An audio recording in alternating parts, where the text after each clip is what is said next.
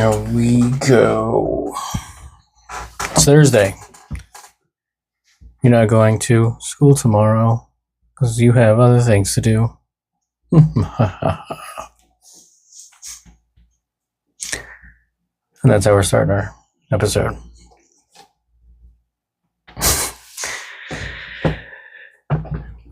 I've got nothing else, so I guess we'll just get into the things.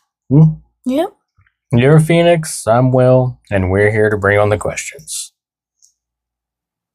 Where can people find out where we answer the questions, Phoenix? Linktree.com/BOTQS. There we go. Are you warmed up? Ready to do this? A bit. That's where you can find all the links, the places to listen, Spreaker. Please listen on Spreaker. And just money. It does. We broke over $1 now. Yay! In ad revenue. Cool, huh? We're doing it for the knowledge, Phoenix. Pursuit of knowledge. In whatever form that comes. And we're sharing it with the people. Listen on the Spotifys and the Apple Podcasts and the Spreakers. iHeartRadios? Yeah. You're over there. Watch us on the YouTubes. And the TikToks. TikTok link is on linktree.com/BOTQS also. Anything else? We might. I don't know if you've thought about it, but I'm thinking about doing like a mini live thing on TikTok maybe sometime. Want to do that? I don't know what we would answer. Just do it to get it on the social media, on the platform. Do a quick question. I don't know what it would be. Because usually when we ask a question, it goes deep. Regardless of the topic. Why is there a brown? Well, don't you want to know? We did that. We answered that question. Took us a while. Yeah. Well, we got through it. But this is Spoopy October. Oh, wait. Yes, when this episode comes out, it'll be October. We're recording it before October. It's the burr months. Wait a minute. No. This episode will be out a couple of days before October. It'll drop on 9/29. We're recording on 9/25. Look at us go. Perhaps on Sunday we'll record the next episode. And that one will be in October. Yes. So, Miss Phoenix, what question are we bringing in this episode? What are the dark theories of the Teletubbies? This is all you. This was your pick, and boy, does the rabbit hole go deep. I picked this because I remember when I was younger that I had seen this video of a dark theory on how the Teletubbies got their specific colors. Yeah. And you wanted to explore from there. Yeah. There is quite a few theories when I was doing these notes. Not enough to cover the full hour episode, so we got a bunch of production stuff and some real world things that happened during the production of the show that spun into dark theories, kind of. But then getting into the dark stuff, man, oh man, some of it seems barely plausible. And then some of the other stuff is just out of this world. Yeah. Literally. Shall we? I guess we shall. The Teletubbies, a British children's television series, stands as a remarkable cultural phenomenon that has achieved global recognition. The original series, a production of Ragdoll Productions, aired on BBC Two from March 31st, 1997 on February 16th, 2001. More than a decade before you were born. It ended. And was created by Ann Wood and Andrew Davenport. Its widespread commercial success led to the franchise generating over £1 billion in merchandise sales by 2000, only a couple years. The show has since seen multiple revivals, including a 2014 reboot that ran until 2018, and a 2022 Netflix series, which, to our understanding, was just the reboot with a different narrator. Whatever. Get out of it easy, I guess. Despite its innocent and childlike premise, the series has become the subject of numerous adult-driven urban legends and conspiracy theories, including claims of a dark origin. We're going to explore the show's verifiable history as well as so-called dark origins, such as the theory of the show being inspired by children in a Bulgarian asylum and the notion of its world as a post-apocalyptic bunker. Did you know that one? The Bulgarian asylum? I think that's the one I was talking about. Okay. Because it's... if you were to spin all these dark theories as some kind of weird, mind-bending inspiration, influence for the Teletubby characters, their colors, their face shapes, the shapes that they're associated with. So you get this dark thing, and then you spin it into this fanciful, fun thing. I guess that could be plausible. What? Some of the stuff is bananas. Yeah. Upon its debut in 1997, the Teletubbies rapidly transcended its role as a preschool program, evolving into a global cultural touchstone. The show's unique blend of vibrant simplicity, repetitive ritual, and surreal technological elements, while designed for the very youngest of viewers, created a paradoxically rich landscape for adult interpretation and speculation. The absence of a complex narrative and the use of gibberish and baby talk left a creative void that adults, with their inherent need to find deeper meaning, readily filled with elaborate and often disturbing theories. The genesis of the Teletubbies lies not in horror or sinister allegory, but in a profound interest in child development and the changing technological landscape of the late 20th century. The series was co-created by Ann Wood and Andrew Davenport. Ann Wood, a former English teacher, had a long-standing career in children's television, while Andrew Davenport was a trained speech therapist who had studied speech science. This background in developmental science provided the academic foundation for the show's unconventional format. According to Davenport, the creators' goal was to engage minds and feed imaginations with the unfailing power of characters and the worlds forged with kindness and playfulness. And their work was specifically designed for a younger audience based on developmental rather than educational rationale. So I know it was before your time, but in the middle of your time. Did you ever watch episodes of the Teletubbies? I don't think I have. Because I think by the time the revival came, no, I guess by the time the revival came, I don't think we definitely didn't watch it ourselves. It was before your time, in the middle of your time, and I don't think it influenced you in any way. We were Sesame Street people raising kids. Yeah, raising you guys were Sesame Street.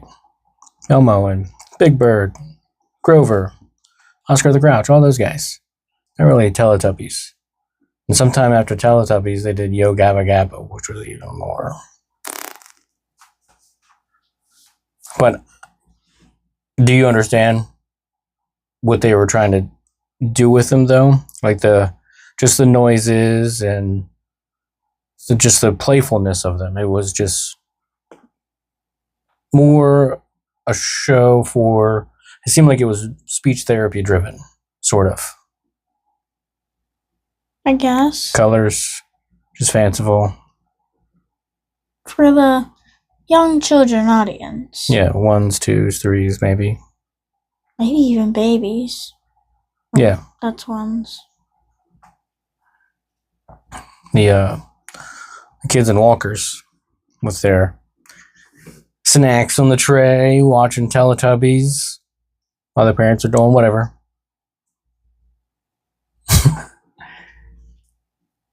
The primary inspiration for the Teletubbies characters was both grounded and surprisingly specific. Andrew Davenport had observed footage of astronauts during the Apollo 11 moon landing and noticed their toddler-like proportions and antics. This observation served as the initial visual and behavioral muse for the four colorful creatures. Beyond this, a central driver for the show was the creators' concern about how children were reacting to the increasingly technological environment of the late 1990s.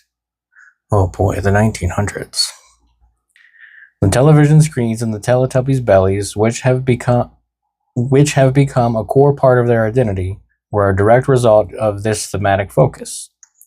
Davenport saw them as a way to solve a practical filming problem. The scale difference between the large Teletubbies and the human children featured in the show, while also creating a meta-textual element where the Teletubbies watch children with the same fascination that children watch them. This decision, born from creative and logistical considerations, is a powerful contradiction of the fantastical claims that the television sets were forced upon the characters or that they were a form of psychological torment. The Teletubbies watching the children in awe sounds a little creepy if it was a regular adult. Yeah, so it was like animals observing other animals, kind of, right? I mean, we observe other humans doing stuff, football games, right? Is that a good comparison? I don't know. Or just like, it would be like a normal person, like one person doing their job, but that job is watching another person doing a 9-to-5 job. We watch people play games. It's like Job Simulator. We were watching somebody work. I guess, maybe? It's just a fascination of somebody doing tasks. Watching somebody do mundane things. But we do that. That's what YouTube is all about. Like, you go down these traps of people just doing tasks. You ever see those guys in the jungle that it's just a plain jungle, it's just trees and stuff, and then they dig a pit. And it appears as though they're just digging a pit with homemade tools, and suddenly it's a water park. Or some kind of crazy fort, dirt, cabin thing.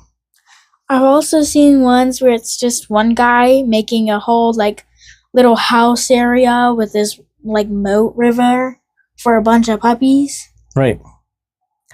You're watching somebody work and you are completely drawn into it.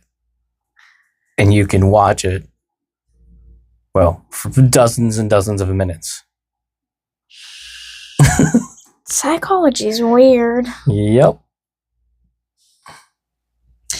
The whimsical world of Teletubbyland, with its rolling green hills and underground dome, was a physical creation born from considerable logistical challenges.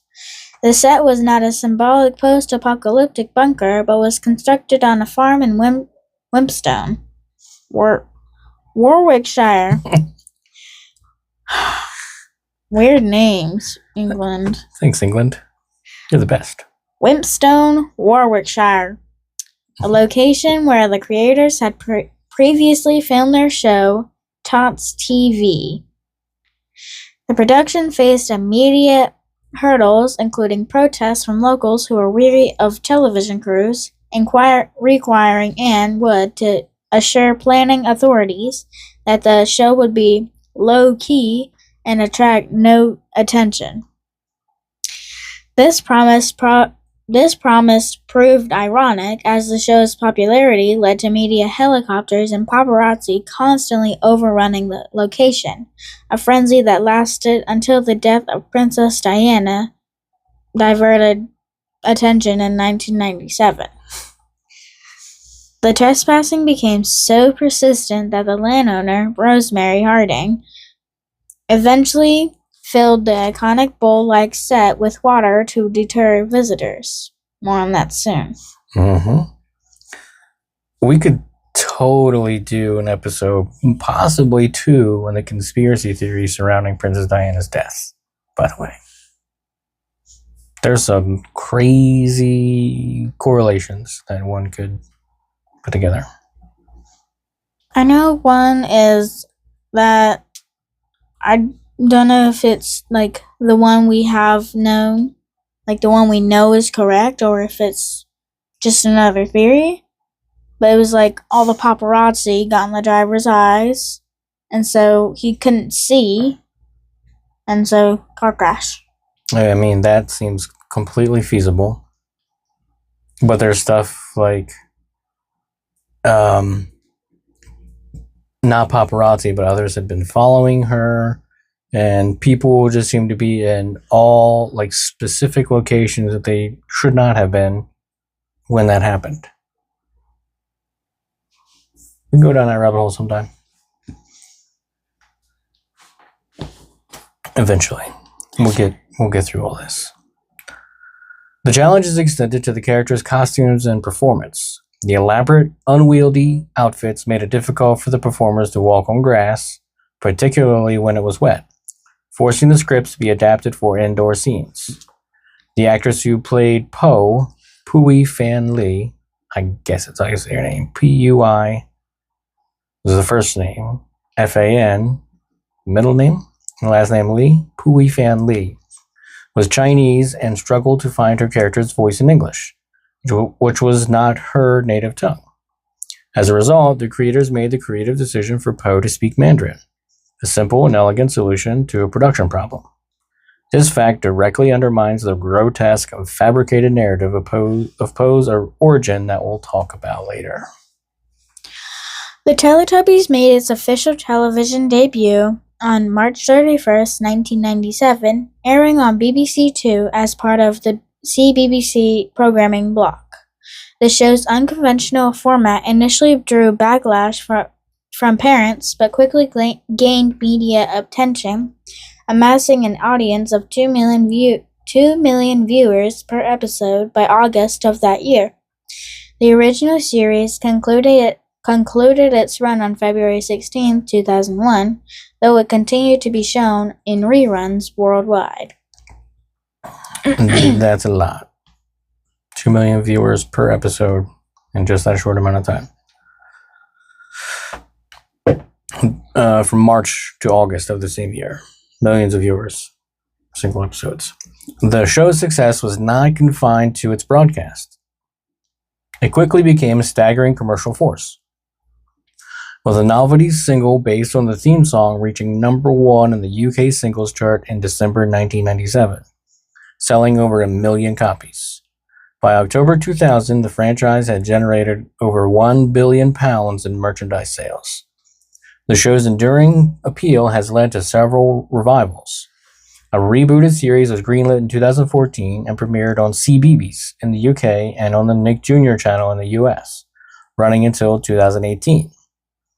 The franchise most recently returned to screens with a new US version that debuted on Netflix on November 14th, 2022, which is just a redubbed version of the rebooted series narrated by the American actor Titus Burgess instead of the British actor Daniel Rigby. Before we get into the darker stuff, we're going to talk about that whole flooding the set thing. Upon the conclusion of the series filming in 2001, the production crew dismantled the set. The visible elements of Teletubbyland, including the magic windmill, windows, and flowers, were removed, leaving behind only the bare, grassy slope where the dome had been constructed. This was intended to return the land to its original state as part of the working farm. However, the physical removal of the set pieces was not enough to erase the location's significance in the minds of a global audience. The farm continued to be a place of unwanted pilgrimage for what were described as devout Teletubby fans who sought to visit the site of the iconic show. It's so funny. People were like, oh, Teletubby Land. This is where they did Teletubby Land. There was nothing there. Nothing else left that looked like Teletubby Land except for the lay of the land. But people knew exactly what it was. The enduring cultural legacy of Teletubbies created a severe and unexpected problem for the landowners. Rosemary Harding and her family. The public's fascination with the location quickly transformed from a simple curiosity into an active and persistent intrusion. Sources indicate that Harding became, quote, fed up with tourists traipsing across her farm. How's your English accent? Fed up with tourists traipsing across her farm. I'll let you do the next one too. The trespassing was not passive and involved visitors jumping fences and crossing cattle fields. in a relentless effort to get a closer look at the secluded area. For the landowners, what was once a quiet private farm had become a burdensome, unsought-after tourist attraction, and the situation was described as a nightmare for everyone involved. That's fun. The tension in the situation stems from the fundamental conflict between public cultural memory and private property rights. The show created a warm, inviting fantasy world, and fans' desire to visit the real Teletubby Land was a form of innocent nostalgia. The challenge, however, was that this collective memory placed a very real physical burden on a private individual's home and livelihood. The public's romanticized view of the location collided directly with the harsh reality of trespass and privacy invasion. This escalating conflict eventually reached a tipping point, necessitating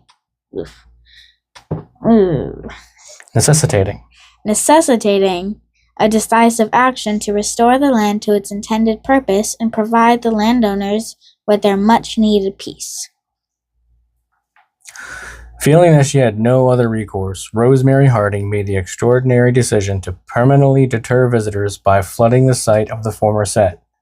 This action was intended as an irreversible solution to rid herself of the unwanted visitors.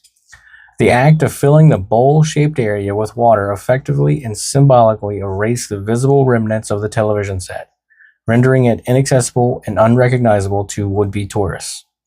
The finality of this choice is underscored by Harding's statement to a publication in which she declared, "We're glad to see the back of it." This quote powerfully summarizes the culmination of years of frustration and the family's desire for a definitive end to the trespassing. And I didn't put it in the notes here, but I read that the thing about that lay of the land is it's perfect for a pond. Like the way it's compacted in the ground, the pond water wouldn't just seep into the ground and go away, or the water wouldn't just seep into the ground and go away. It's compacted, and the soils are in such a condition that water will just sit there. So it's perfect. Perfect place for a pond.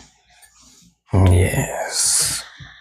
We're not 100% sure when the family decided to flood it, obviously sometime after they removed all the set pieces. In 2013, Harding herself stated that the site had been underwater for a decade now, a statement that would place the initial flooding closer to 2003.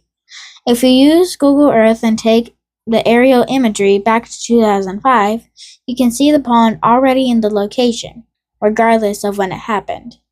The land has been successfully reclaimed from the burdens of fame, and it now exists as a functional private part of the farm. Beautiful.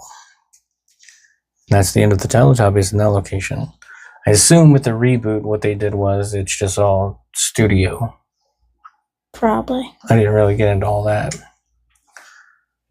We just know that there's reboots, generally.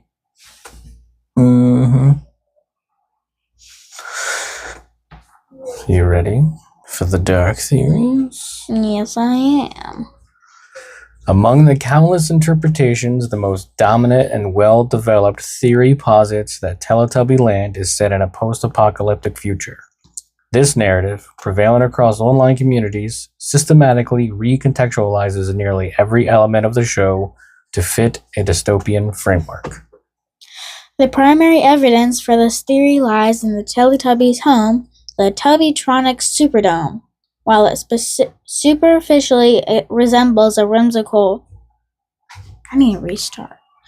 While it superficially resembles a whimsical hobbit house, its true nature, according to this theory, is a technologically advanced bunker built deep into the landscape.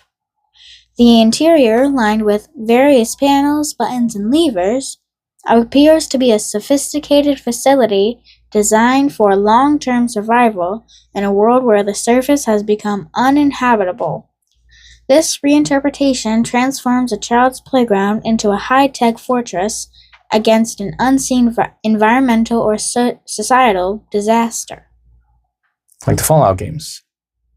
I don't know if you've watched any videos of people playing Fallout games. I haven't played the Fallout games myself.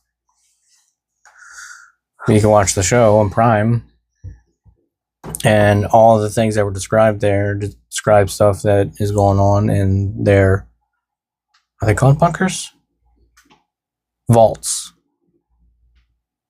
The vaults in Fallout. Crazy levers and various panels and buttons and all that stuff for a long period of time to be below the surface. So I wonder if I don't know. But I bet they took some inspiration from the Teletubbies, sort of. Probably.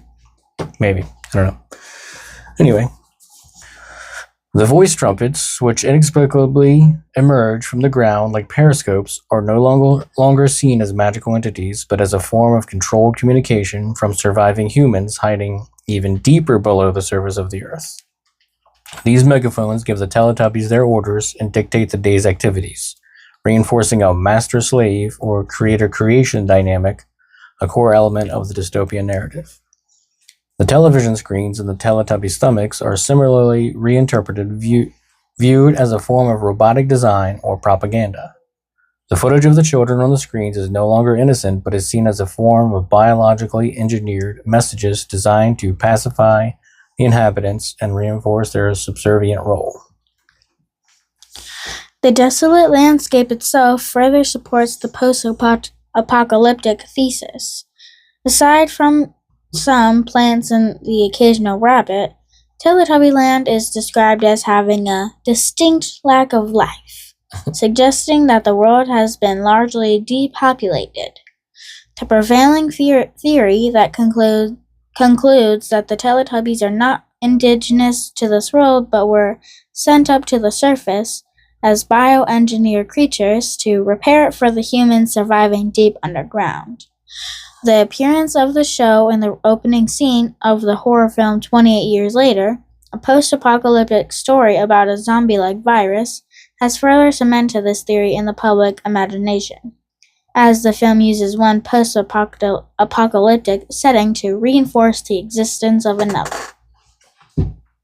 Cool, huh? Yeah. Beyond the environmental narrative, a range of theories focus on the psychological and biological state of the Teletubbies. These interpretations delve into a more personal and terrifying form of horror, transforming their characters from cheerful figures into tragic victims. One theory suggests that the Teletubbies are not in a joyful paradise, but are attaining for their sins in purgatory, or human prisoners using a shared delusion to survive their incarceration. This viewpoint transforms the show's repetitive rituals and cyclical existence into a form of eternal mundane punishment or psychological coping mechanism for an unimaginable trauma.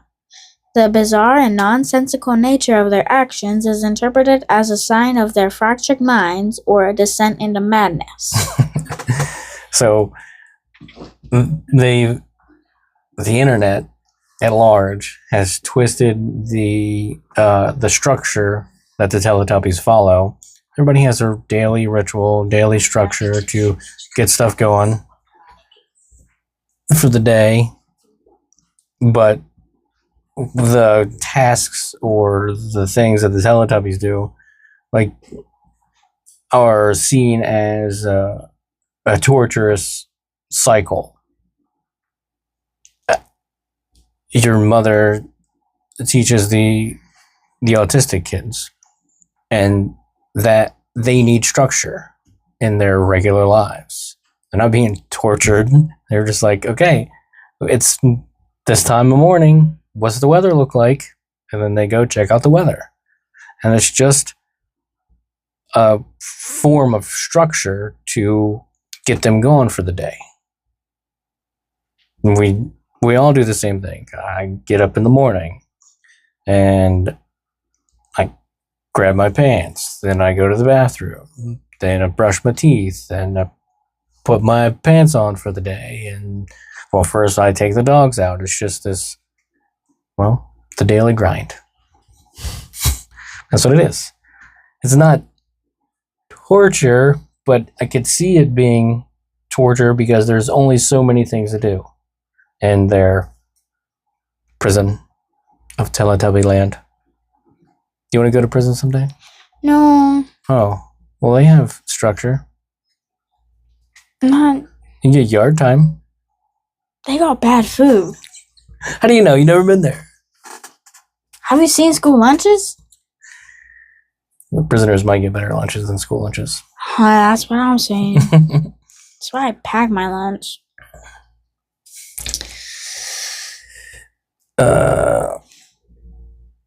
Another theory posits that the Teletubbies are biogenetically engineered slaves who are not in control of their own destiny. Their communication through gibberish and their lack of agency support this idea.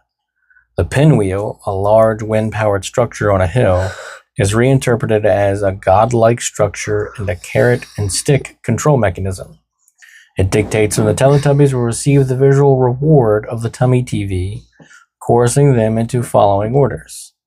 The character of No-No, the anthropomorphic vacuum cleaner, is similarly seen as a constant monitor that is constantly keeping the Teletubbies in check, making sure they follow orders. Everybody has a carrot on the stick. It's the weekend.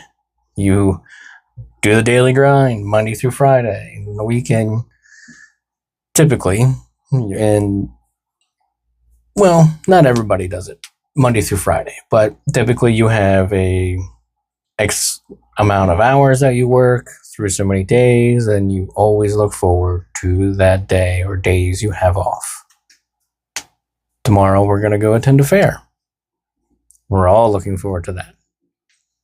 That's our carrot on the end of a stick. Monday morning. Well, we've known it was been coming for a while. Monday morning. Well, right now it's Thursday. Tomorrow's Friday. That's when we're going to the fair on Friday. We wake up Monday. Got to do all the Monday things, Tuesday things, Wednesday things, Thursday things. Oh boy. Now we're recording. We got time to record and do this before we get our reward tomorrow. Carrot and stick. That's what it is. Don't you see it like that? I mean, yeah. It's like you're waiting and waiting and waiting. Finally, the carrot swings enough. You just get a bite. Yep. And I mean, that's what we do. I don't know. Some people thrive on it, some people can't stand it. And you just have to find the joy in it. Like cleaning your bedroom is something that needs to happen.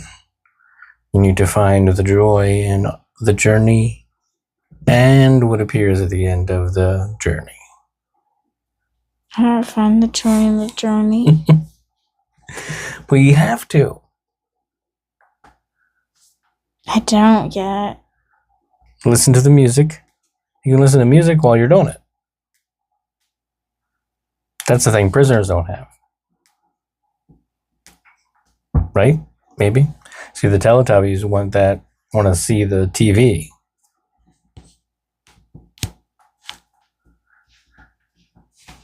I don't want to do dishes, but I've made dishes more pleasant for me by listening to podcasts or music while I do them. You can learn things while you're doing chores.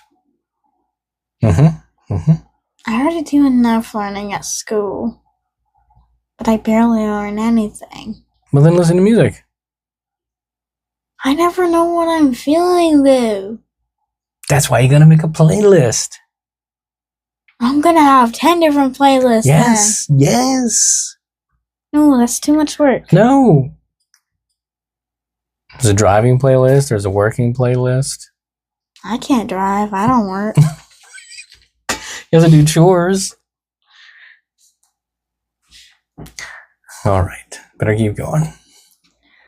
A more complex and tragic hypothesis suggests that the Teletubbies were once an extremely advanced species that devolved after solving all their problems, leading to a state of childlike dependency and intellectual regression. In this narrative, their sophisticated internal technology, such as their belly screens and head antennas, are not external devices but are integrated remnants of their former intelligence, now repurposed for a simpler, less mentally demanding existence. This theory reframes the show as a cautionary tale about the dangers of stagnation and the loss of intellectual curiosity. Don't lose your intellectual curiosity, then you'll stagnate. Pursuit of knowledge. Always learning. In this podcast, don't worry. I won't. But every day, all the time. Curiosity. I still don't. You must be curious. What do you do? Just brain rot or what? Sometimes I zone out and just imagine. Because class is boring. Basically, you're just a puddle. Well, Class is boring because you pretty much know the material. Yeah, and everyone doesn't. I'm just... Social studies is easy. Cool. At least in 7th Nice. grade it is.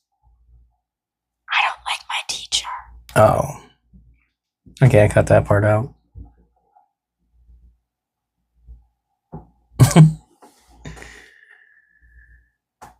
It's alright. Do you want me to cut it out? In 7th grade, for me, it's not that hard because we go over it like 20,000 times before our first test. I'm driving the information into you. Yeah, but I memorize it on the first time. Because that's what you can do. Perhaps you should test out of it. But then how am I gonna know about my medieval stuff? See, there you go. That's entertaining. Entertaining knowledge. But we're on culture. And textiles. Not that yet. Always got to learn about the textiles in the social studies. We learned about maps, and we're on culture. That's it. No countries yet. Maps. Cartography. No. That's what maps are. We learned types of maps and the themes. Oh. And latitude, longitude. Good. That's basically it. We learned our cardinal directions and the north-south, northeast, northwest. Those ones I forget. Intermediate. The compass rose. Yeah. Mm-hmm. But I already know that. And you're just waiting until something comes along. Yeah. She also like never does anything fun. It's just, okay, do the Socrative and then pick a page. And just do anything you want until everyone else is done. Ay. Yeah, there's not much structure there. You should take comic books then. I have Wrinkle in Time. You can read that. That'd be alright. Take that book. I have to read it one chapter at a time. Oh my goodness, taking some playing cards then. Play solitaire while you're waiting for everybody to catch up. I've been playing Little Alchemy. On your iPad? Yeah. There you go. It'll keep the brain cells moving. It's not bad. Wonder what else you get. We're getting too distracted here. Yeah. The purple Teletubby, Tinky Winky, is the subject of the most prominent real-world controversy associated with the show, which has since been absorbed into fan lore. In 1999, American evangelical Jerry Falwell alleged that Tinky Winky was a here's the quote, covert homosexual symbol. He based his claim on 3 primary points. Tinky Winky's purple color, which is a color of gay pride, ? His triangular antenna, which Falwell identified as a gay pride symbol. What? And his frequent carrying of a red handbag, which he deemed a woman's accessory. Dudes need satchels. Some guys need Merces. Yeah. You need to carry something somehow if you're a single man. Don't think I'm comfortable enough to carry a red handbag myself. Red and purple go well together. I also don't have any purple clothes to wear. Yeah, that's true. There's my Merce over there. It's like a tiny backpack. It's like a fanny bag. Crossbody. Crossbody. Exactly what it is. When we go to amusement parks and... should I take it tomorrow? To the fair? I don't think so. Maybe. But I put portable charger in it. And medicines. Because sometimes we don't always hang out together. We're not so your mother won't get on roller coasters. Yeah, we are getting so distracted. We should stop getting distracted. So I do the roller coasters with whoever does the roller coasters, and she does whatever with other people.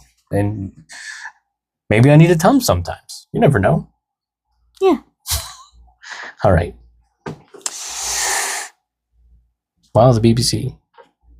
While the BBC and the show's producers dismissed the claim, and a Polish public defender concluded the show had no negative psychological effects on children, this moral panic became part of the Teletubbies' cultural footprint. Excuse me. It established a precedent for a wider practice of seeking hidden subversive meanings in the show. The Teletubbies producers have since leaned into this legacy, with the brand declaring support for the LGBTQ+ community and releasing merchandise for proceeds supporting GLAAD, a move that reclaims the initial controversy as an act of defiance and celebration. The Tinky Winky controversy serves as a perfect example of how the search for hidden meanings is not limited to horror narratives, but is a broader cultural practice of seeking deeper, often political subtext in media. So that evangelical guy, the stuff that he said it wasn't, and it totally backfired because it became the thing he feared the most. Moron.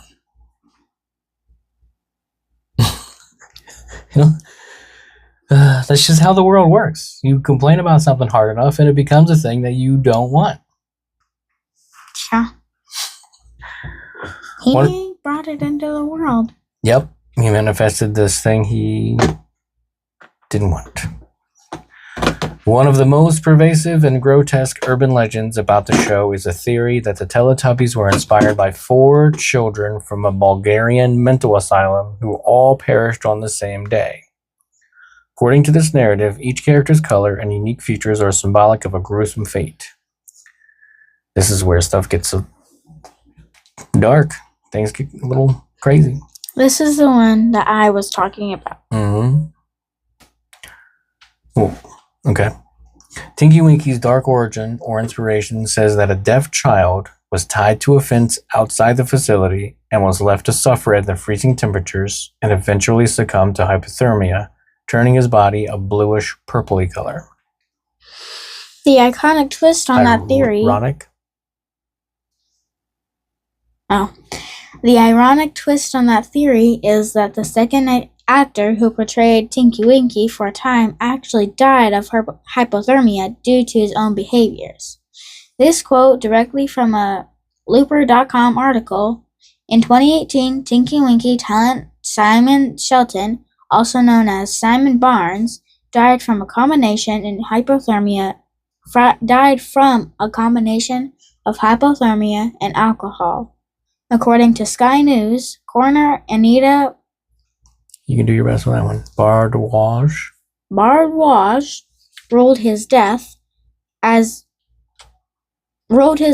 misadventure, elaborating in her report that Shelton, whose medical history of alcohol dependence was well documented, was found outside the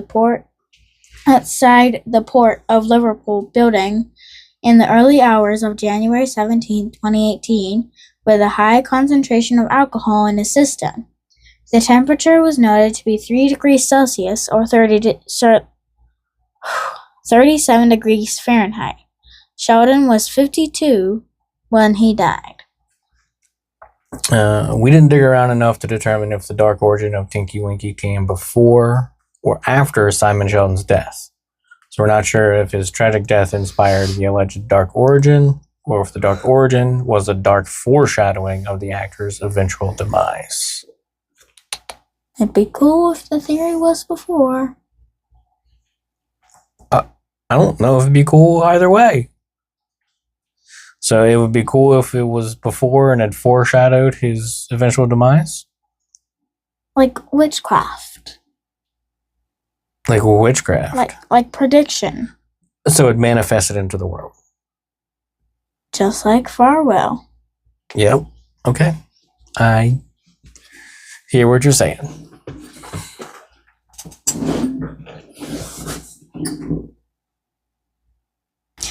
The alleged origin story or inspiration of Poe, the red Teletubby, is that she was a child who accidentally fell into a fire and was disfigured so badly that she turned red and developed a speech impediment. The producers want us to believe she was a Chinese woman who couldn't quite grasp English, and so they just let her speak Mandarin. So what do you believe? Some Chinese lady with the Small Chinese girl. The fact that she fell into fire and got disfigured so bad. Is that what you believe? It could be both. Small Chinese girl fell into fire. Now she can't speak anything but Mandarin? Yeah. The dark origin or inspiration for Dipsy, the green Teletubby, is that he was a sick child that was left lying in his puke for days and so developed a sickly green color. I mean, that was pretty dark, but it's not. It's not uncommon. To sleep in your puke and turn green? I don't know. That wouldn't be super uncommon today. It's a plausible thing. But turning the actual green color, that's just the, I don't know, metaphor for being sick, or I don't know. I know what I'm trying to say. Lala, the yellow Teletubby, is said to have a permanent facial disfigurement resembling a smile because she was locked in isolation, which caused her face to turn yellow. The real world truth to that is if you have an excess of bilirubin in your blood, then your skin and the whites of your eyes will turn a yellowish color. The little breakdown of all that is when red blood cells break down, they release heme. The body breaks down heme into biliverdin, which is further broken down into bilirubin. that is then passed to the liver to be processed further and eventually passed to the intestines to be excreted from the body in urine form and in stool form, or poop if you prefer. If your liver is malfunctioning, the process cannot happen, and bilirubin will back up in your body and turn you yellow. And I think every one of you, see that they score, I guess is the term. When a baby is born, they score their condition, and I don't know the exact score that you guys had, every one of you and your sisters, but every one of you had just a slight, what they call bilirubin. So all of you had just a slight bit of yellow tone to your skin when you were first born and still in the hospital. So one of the things to be done is, and I did it with every one of you, sat by the window and let the sun shine on you. Get some vitamin D. Every one of you had a little bit of yellow tone in your skin. For whatever one reason or another. I guess your liver wasn't quite woken up yet. Didn't marinate quite enough in the womb. Everything had to wake up. Everybody's all right. And that's what the yellow color is. So, I mean, that is a plausible real-world theory for Lala to have turned yellow while in isolation. If her liver was malfunctioning. Interesting, huh? Yeah. And now my skin is more red. Why? I don't know. Fire? Am I Poe? Go from Lala to Poe.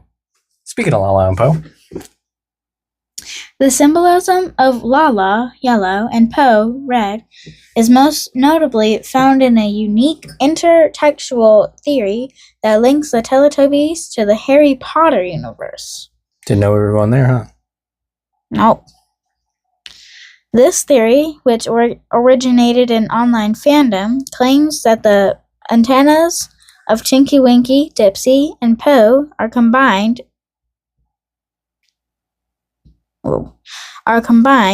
They form the symbol of the Deathly Hollows. Furthermore, the theory suggests that Lala's lightning bolt-shaped antenna is a direct reference to the lightning bolt scar on Harry Potter's forehead. This theory is not rooted in horror, but rather in the creative, almost playful, nature of adult reinterpretation. The symbols are not being decoded for a sinister purpose, but are being repurposed to create a new fantastical narrative connecting two major cultural properties of the late 1990s. The existence of this theory demonstrates that the Teletubby phenomenon is not solely about fear, but is also a communal and creative act of storytelling. How about that? The dark folklore surrounding the Teletubbies extends beyond the main characters to include the world's supporting cast and props, each of which is recontextualized to fit a more sinister narrative. The anthropomorphic vacuum cleaner, No-No, is a minor but significant character in the dark theories. The analysis offer two major, often contradictory interpretations of his purpose. One theory, rooted in biogenetic and psychological horror, posits that No-No is a sinister AI, a mind slave, that represents conformity to a higher power. In this dark version, the Teletubbies are destined to be brainwashed into becoming a No-No, a fate worse than death that strips them of their personality and agency. The fact that the vacuum hardly ever ventures outside the Tubbytronic Superdome and constantly cleans is a sign of his role as an obedient enforcer of order. Conversely, another interpretation views No-No as a tragic figure. In the post-apocalyptic narrative, No-No is not a malevolent agent, but a long-suffering AI or automation responsible Automaton. automaton responsible for maintaining a self-contained, self-sustaining system within the bunker. His constant cleaning is not a sign of servitude, but a tragic Sisyphean task. The theory suggests that he recycles recycled biomass to produce the tubby custard and toast that sustain the Teletubbies. This interpretation reframes his role from one of sinister control to one of heroic, albeit heartbreaking burden, demonstrating how the same data point can be reinterpreted in diametrically opposed ways. Tubby custard.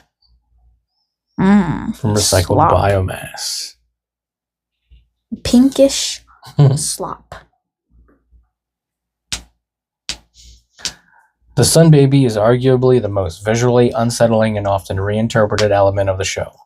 In its canonical form, the laughing baby is a source of joy and a godlike figure that governs the day. The dark theories, however, subvert this dualistic nature. The baby's laughter is recontextualized as a sinister, mocking force, and its visage is sometimes perceived as a demonic visage, or a screaming sun. This reinterpretation reflects an underlying anxiety about the nature of a creator or godlike entity. In the Teletubbies world, the creator is not benevolent, but an oppressive, all-seeing force that finds amusement in the creature's plight, a powerful metaphor for societal surveillance and the human fear of an uncaring universe. Other seemingly innocent elements of Teletubbyland are similarly recontextualized.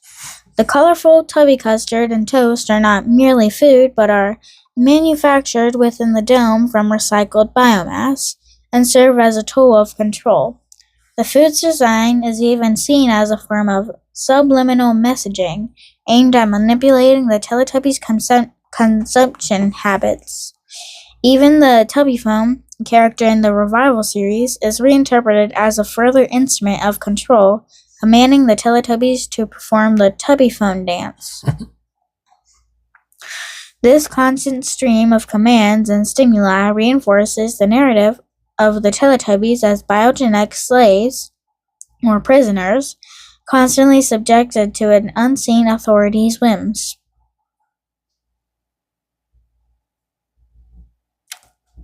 Like a zoo?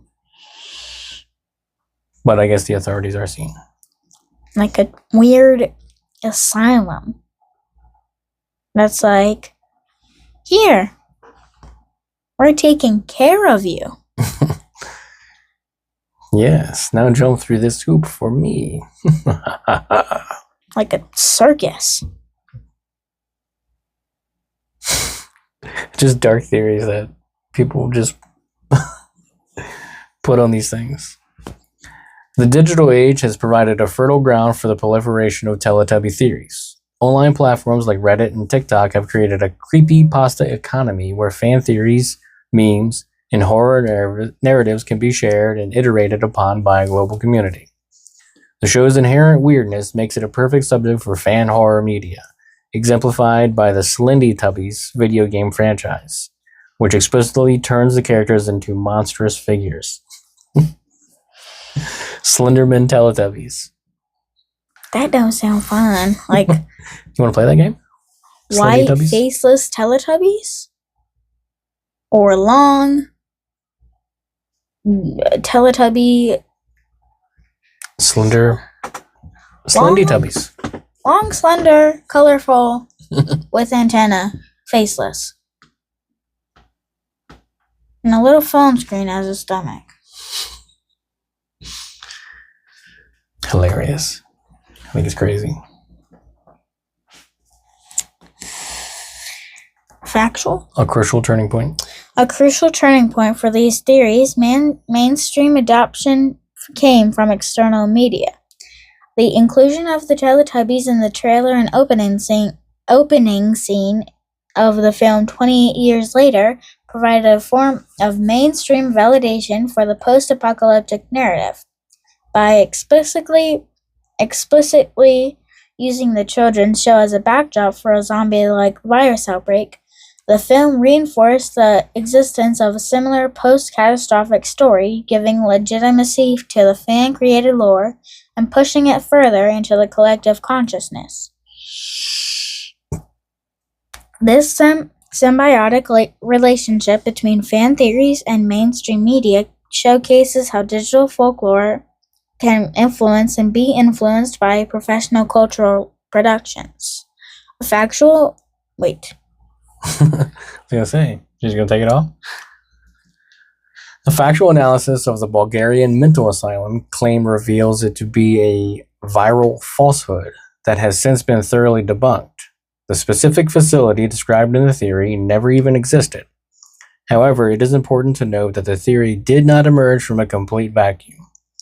A real institution for abandoned children in Mogalino, Bulgaria, did exist and was the subject of a disturbing BBC documentary in 2007.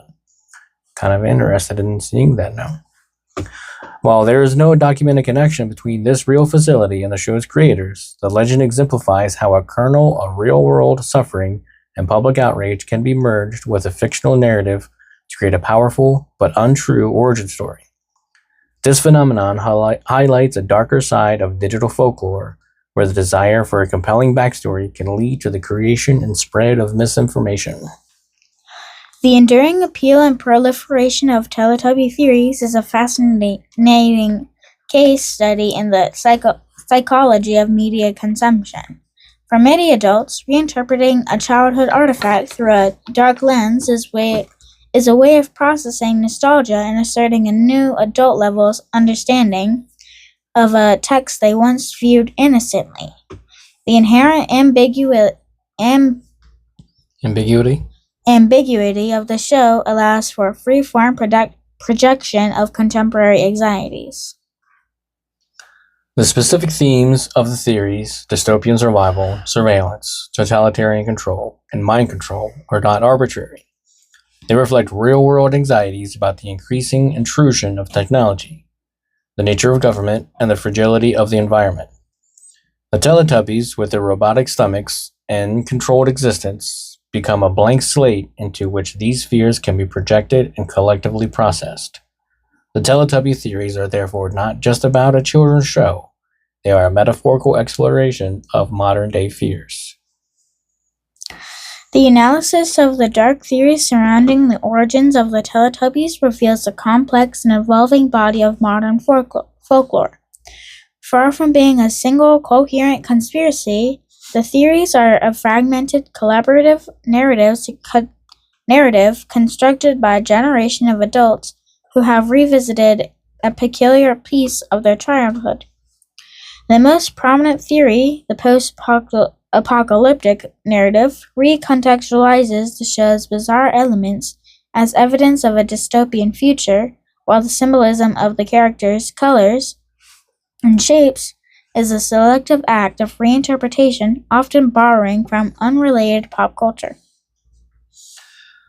Ultimately, the dark theories are a testament to the power of ambiguity and the human need to create meaning.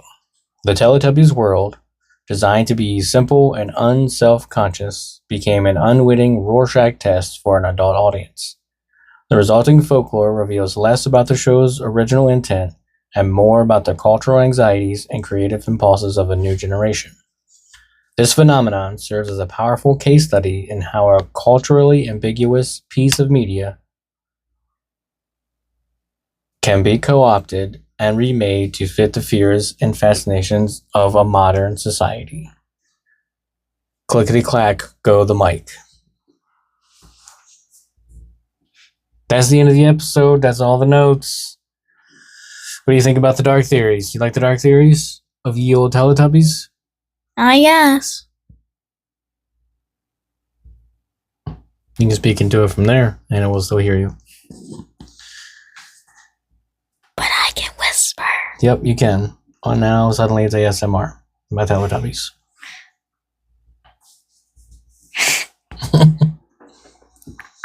No, we're not doing that.